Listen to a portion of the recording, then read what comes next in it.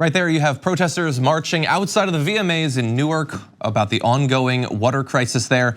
And joining us now, a reporter who was there filming that video actually and covering the protest, Rebel HQ's Emma Vigeland. Welcome back to the show. Thanks for having me, John. Glad to have you here, especially on short notice. And so I actually had not been aware ahead of time, other than your communication about it, that protest was going to happen. So what was the sort of the origin of it? How did that come about?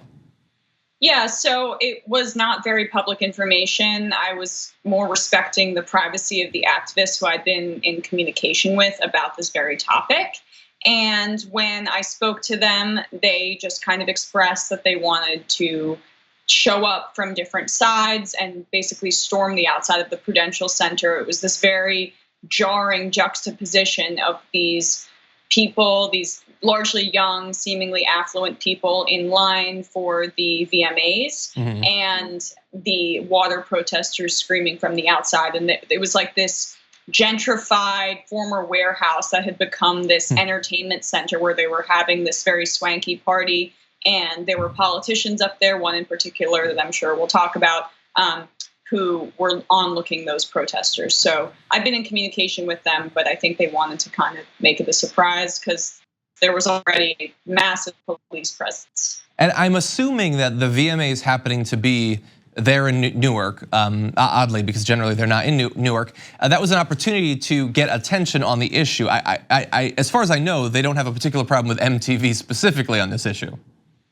No, not at all. But I think what they did have an issue with was the idea that the mayor was putting on this large spectacle and bringing in these very famous artists, Taylor Swift, Missy Elliott, who's from New Jersey, but all these people that were performing and not addressing the root issue and the big problem that's happening in Newark right now, which is a nearly Flint level crisis with water in Newark.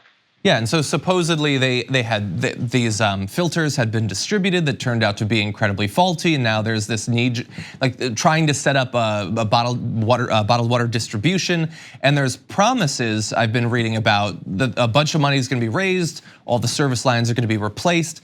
The activists you talk to, how hopeful are they that these proposed solutions are actually going to come to pass, and if they do, that it'll be relatively soon? They were very pessimistic, and rightly so. There has been a long history of corruption and negligence in Newark itself. And it stems back to even, pre-Cory Booker. But when Cory Booker was mayor, there was a lot of malfeasance. There was an infamous corruption scandal involving the Watershed Corporation.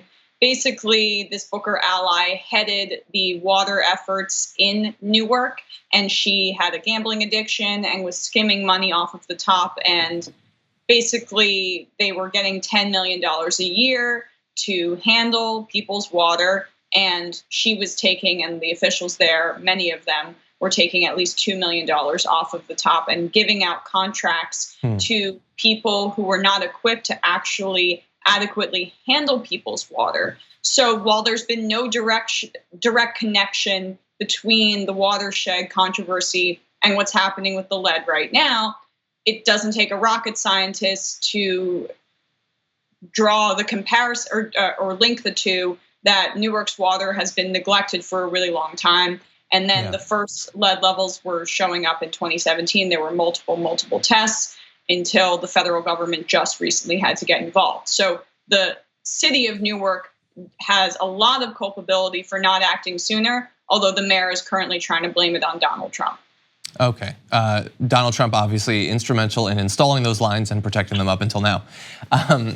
So he certainly could have done something nationally about the problem. I don't think in particular with Newark, he's necessarily the biggest factor. So any other standout things happen at the protests as you were covering them? Yeah, so the deputy mayor of employment was at that kind of party before the VMAs. I did not know who he was. I saw that there was a man taunting the protesters, basically.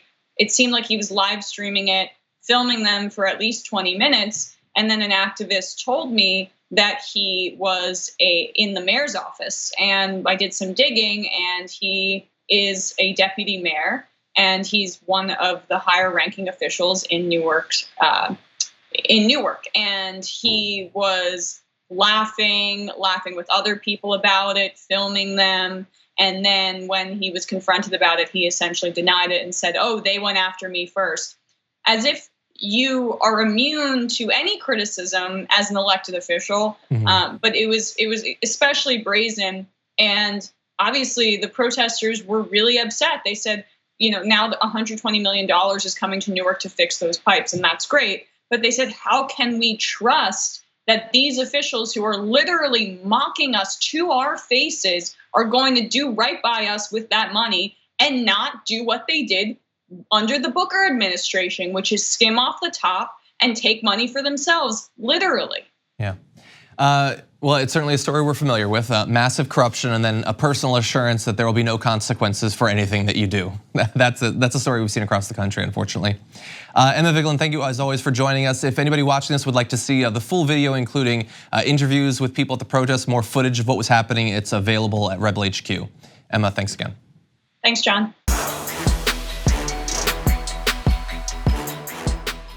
Thank you for watching this clip from the Damage Report. For more content from the show and access to TYT Network members-only exclusives, go to tyt.com/Brooke. Wait, no, it's tyt.com/John. Go to tyt.com/John to sign up.